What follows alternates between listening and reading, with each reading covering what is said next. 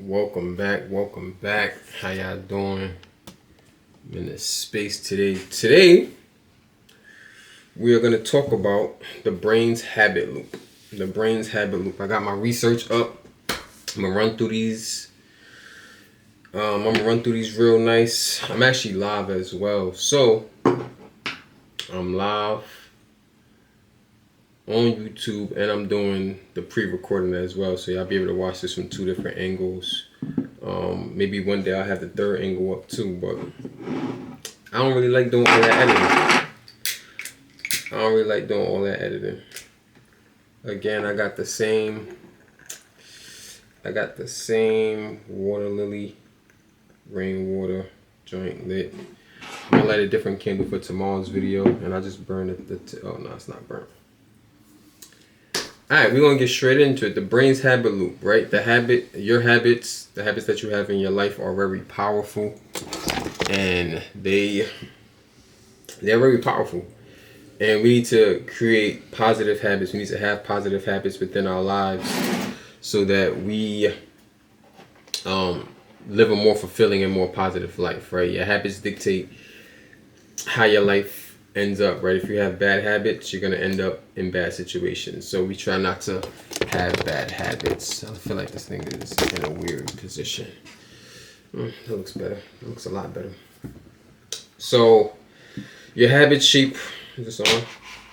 Your habits shape your daily routines and ultimately our lives. But how do habits actually form? It comes down to what researchers call the habit loop, which consists of three stages: the cue, the routine, and the reward, right? The cue, this is the trigger that signals your brain to start a behavior. For example, feeling stressed might be a cue to reach for snacks, right? It may be a cue to reach for food. It may be a cue to whatever the cue is, right? You may have when you're depressed, you may isolate yourself, but you need to figure out what your cues are and what the triggers are, right? So if you are sad, instead of going and eating that ice cream, you might want to go read a book, or you might want to go exercise. Those are better habits to have than just eating ice cream, binge watching TV. Well, you can watch TV, but you got to watch something that's gonna add to you, not something that's just like pure entertainment, especially when you're in a depressed mood, right? And these are just examples, right? So the routine is the behavior itself. In our example, it could be the eating of the snack. Once you eat in the snack,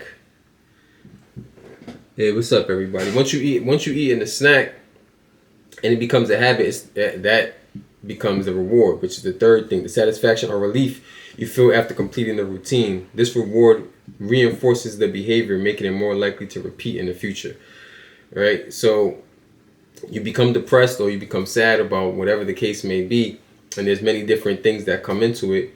And then in order to alleviate that stress or that depression, you go and you decide to eat some snacks. You decide to, let's say, eat some snacks or binge watch TV or sleep your day away, whatever the case may be, or you start doing drugs, right? That then becomes the reward. And if the reward is not something that's beneficial to your life, that's when you're going to end up having negative habits, bad habits, right?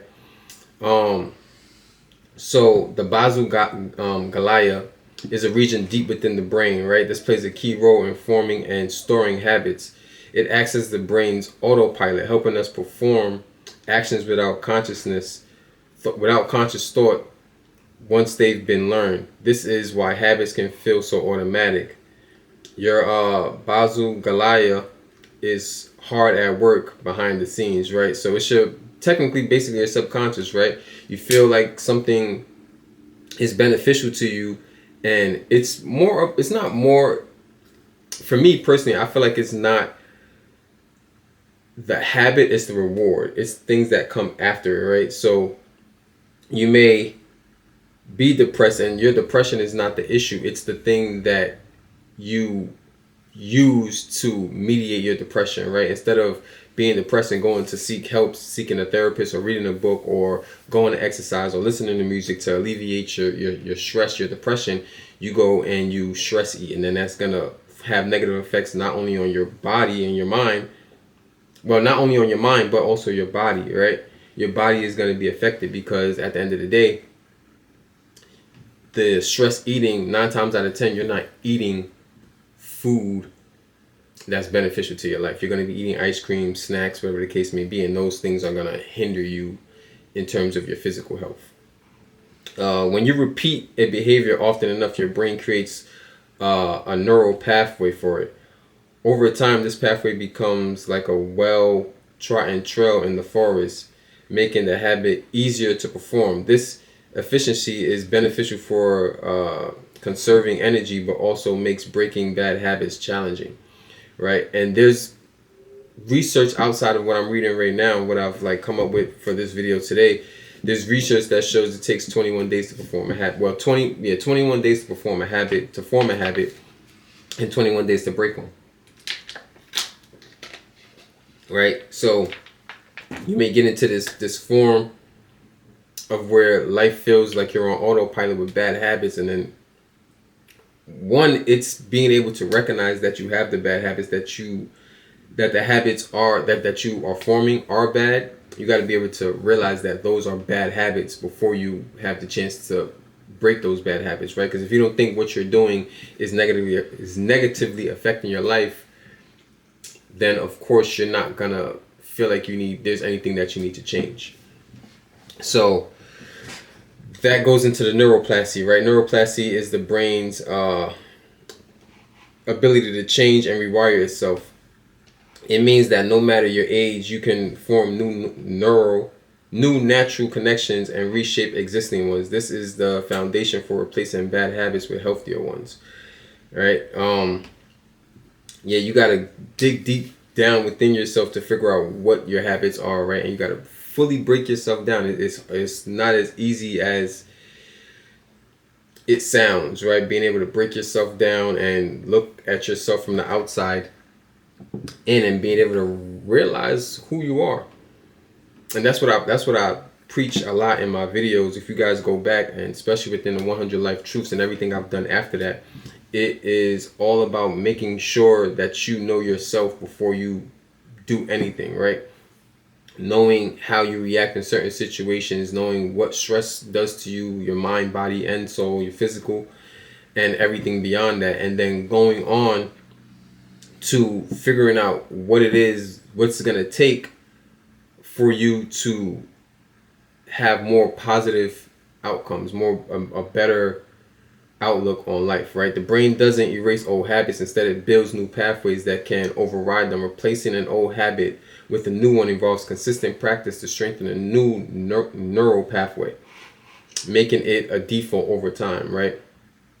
So it's hard because when you stressed out, you may, like I said, we go back to the same example. We can stay on that same example for the video, but you see the stress, right? And you become stressed or whatever the case may be, and your default is to go stress eat, right? And it's gonna take time, especially the first couple days, right? It says changing habits take effort and patience. Studies suggest it takes anywhere from 21 to 66 days to perform a new habit, depending on the complexity. The key is consistency. Every time you perform the new habit, you're reinforcing the neural pathway, right? So yeah, those first couple of days, the first times when you're like trying to change your pathway and change your idea of reconciling whatever the trigger is gonna be hard, right? It's gonna be hard because you're going from craving these foods or craving these bad habits to really being your own accountability partner and stopping yourself from stress eating, stopping yourself from whatever the case may be, smoking, doing drugs. You know what I mean? You gotta be able to stop yourself and find something to somewhat distract yourself from the negative, right? Find something positive to distract from the negative, or even a lesser evil. You know what I mean? So some strategies for breaking bad habits, right? Identify triggers and replace them.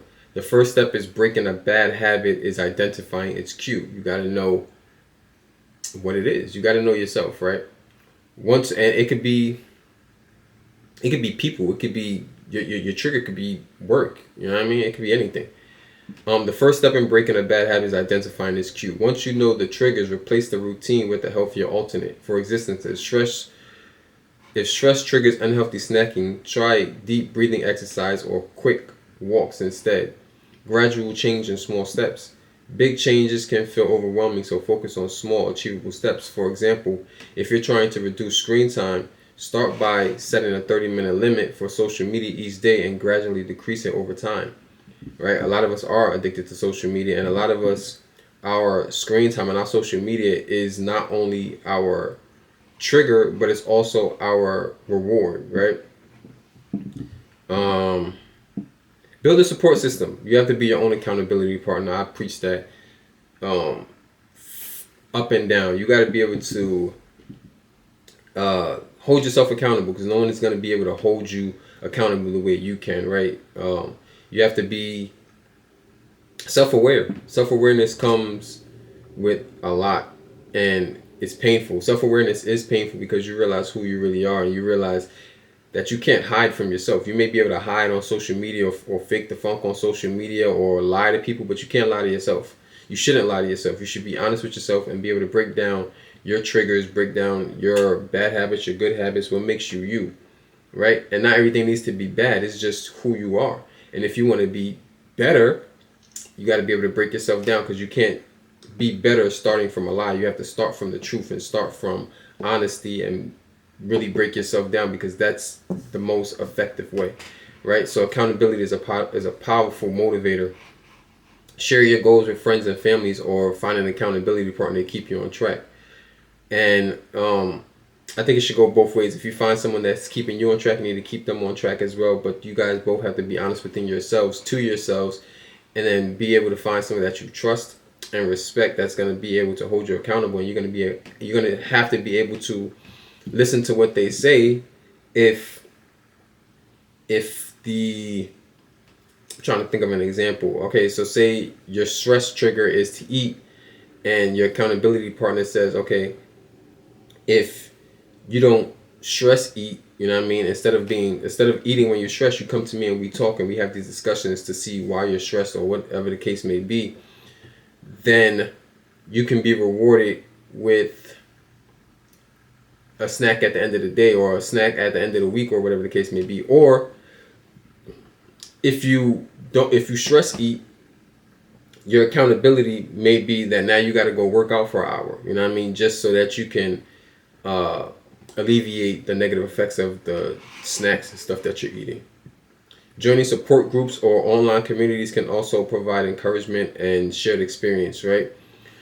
So the science of motivation, right? Dopamine and habit formation. Dopamine, often called feel-good neurotransmitter, plays a major role in habits. It releases not only when you receive a reward, but also in anticipation of it. This is why some habits are irresistible. Your brain is wired to seek the reward. We're all looking for a reward and validation within the things that we do. So if we're doing certain things knowing that we're going to get a reward for it, then it's more likely that we're going to do those things, right? Intrinsic and extrinsic motivation. While extrinsic motivations like rewards can kickstart a habit, intrinsic motivation, doing something because it aligns with your values, it helps what helps maintain it. For example, exercising for health, intrinsic, rather than appearance, extrinsic, often leads to more lasting change, right? So you got to figure out, are you doing this for you, or are you doing this for the inward validation or the outward validation, right? It's one thing to work out to look good, but it's another thing to work out because your health requires it, right? Habit stacking and anchoring. Habit stacking and anchoring. What is habit stacking? Habit stacking involves pairing a new habit with an exciting one. For example, if you want to start journaling, do it right after brushing your teeth in the morning. This leverages an already established routine to make a new habit stick. Correct. That's correct. I actually do that. When I do one thing, I add something onto it, right? So I like listening to music. So when I listen to music, now I read or I write at the same time, or I do my research while listening to music, because that's not only a cue, but it's also the trigger and the reward, right? And you have to find things that, it circumvents itself. The reward then becomes the cue, right? Attacking habits to predict parts of your daily life, like mealtime or commuting, creates consistency. Over time, this consistency transforms new habits into automatic behaviors, right? So if you know you have to do certain things every day, you got to get up, you got to make your bed, you got to get dressed, you add habits to those, right? So after you brush your teeth, you do, 50 push-ups, you know what I mean? While you're driving to work, you listen to an audio book to expand your vocabulary. Certain things like that. Emotional impact of habits, right? The emotional impact of habits, the emotional reward of habits, right? Emotions play a significant role in reinforcing habits. Positive emotions tied to a habit makes it more likely to repeat. For example, the sense of accomplishment after a workout can motivate you to keep exercising. And that's what it is for a lot of people that go to the gym, right? I've had a weird I wouldn't say weird, but I've had a interesting relationship with the gym. Like I would go to the gym for a month and then not go for like 2 months, and then go for 2 months and then not go. But I do a lot of at-home workouts. I do need to get more. I need a more steady routine, right? I need to be able to work out, and it goes back to anchoring and stacking habits, right? Which I don't necessarily do with working out, because I like to actually go to the physical gym. I don't really like working out at home. I don't like at-home workouts. But the sense of accomplishment from working out is motivation to keep working out. That burn that you feel after leg day, or after you're doing your arms, you're doing your abs, that it motivates you to be like, damn, this feels good, and then you want to keep doing it. And also the physical results, you get to actually see the physical results of working out. Like some habits don't have physical results in terms of like reading. Yeah, your mind is expanding, but you can't see that. You can't look in the mirror and see the physical results, right? Mindfulness in disrupting triggers. Mindfulness helps you recognize the emotions driving your habits. When you're aware of your triggers, you can consciously pause and choose different responses, breaking the cycle of automatic behaviors. Yeah, so that goes back into knowing yourself and being able to take a step back and realize what life is for you, right? And who you are for life, and what positives you have and what negatives you have, right? And being able to break down who you are to the core. Breaking down who you are to the core, right? How much more we got? Yeah, not too much more. The role of willpower. Willpower is a finite resource, right? Willpower can be depleted with overuse, so it is important to conserve it by planning ahead. Automatic habits like setting a meal prep routine reduces the need to rely on willpower. Correct. You gotta pre-plan your responses and your triggers, right? If your response to whatever the trigger is to eat, is to eat snacks and stress eat and eat ice cream and eat cookies and cakes and stuff like that, stuff that isn't conducive to your health and to your body, to your physical, mental, then remove those things from your pure view. Remove those things from being so easily accessible, right? If you don't have snacks in your house, when you're stressed out at home, you can't eat snacks. It's just, you know what I mean? You may have the willpower to go to the store and go get those snacks, but then that's a bigger problem, you know what I mean? You have to limit your access. You have to limit your access, and that goes back into being an accountability partner. Hold yourself accountable to not go out and buy the things that you know aren't good for you. You know what I mean? Start there. Buy more healthier snacks, right? It can be snacks that mimic the snacks that you're used to, but they're more on the healthier side, you know what I mean? So you need to cut it down, and just sooner or later you'll be able to break it down to eating something even more healthy or more conducive to your life, or just having not eating as a reward in general. Some tips to conserving willpower. Simplify your environment by avoiding temptations. For instance, you're trying to eat healthier. Keep junk food out of the house. These small changes reduce decision fatigue and makes good habits easier to follow. Yeah. Decision fatigue. Decision fatigue. I'm going to get on that in a second too. Right? I'm going to get on decision fatigue in a minute. Yeah, decision fatigue is big, right? Let's see. Yeah, data on small changes leads to big results, and this is something that if you've watched the 100 Simple Life Truth, if you've watched literally any episode, at some point I have mentioned the 1% better principle, right? Which shows how incremental improvement compounds over time for massive growth. You gotta set yourself up. You gotta set yourself up for small wins on a daily basis, right? One simple win can make you 1% better each day, and if you get 1% better each day at the end of the year, you'll have an what's the word? You would have gotten better by an excessive amount.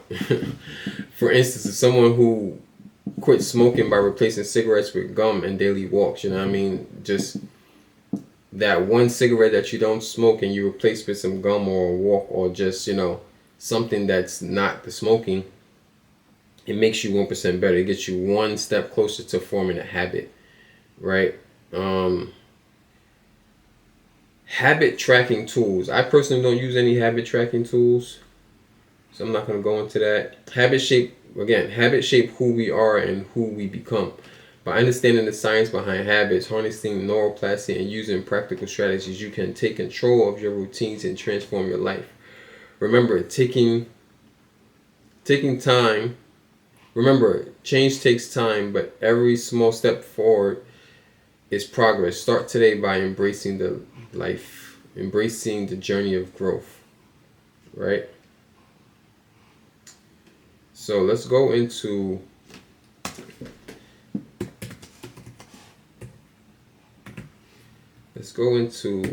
decision fatigue again. Let's go into decision fatigue again. So, what is this? Get out of there.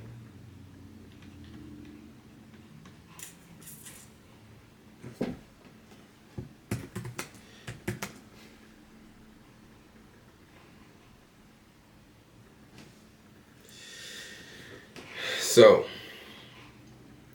where we at? The decision fatigue. Decision fatigue refers to a phenomenon where the quality of decisions deteriorate after a long session of decision making. Essentially, the more decisions you make throughout the day, the more your mental energy becomes depleted, leading to poorer choices and decisions avoiding later on. So that's why they say a lot of people, they make bad decisions at night. They make bad decisions at night, like to drink and drive, and just a lot of bad things happen at night because we've been making decisions all day. We wake up, we got to decide what to eat for breakfast. We got to decide what to wear. We got to decide, you know what I mean? Just all of these small decisions, just they deplete you. They deplete your decision making ability throughout the day. It's just like your physical stamina. Your mental energy is for making decisions is finite. Each decision, no matter how small, uses up a bit of that energy. This is why seemingly trivial decisions like what to eat and where can contribute to exhaustion. As decision fatigue sets in, you may resort to default choices that require less effort, choosing fast food over cooking a meal. This may make impulsive decisions focusing on short-term rewards rather than long-term benefits. You may experience decision paralysis, avoiding making decisions altogether and just becoming in a slump. I've been in those places before. Everyday example of decision fatigue is struggling to decide what to eat for dinner after a long workday.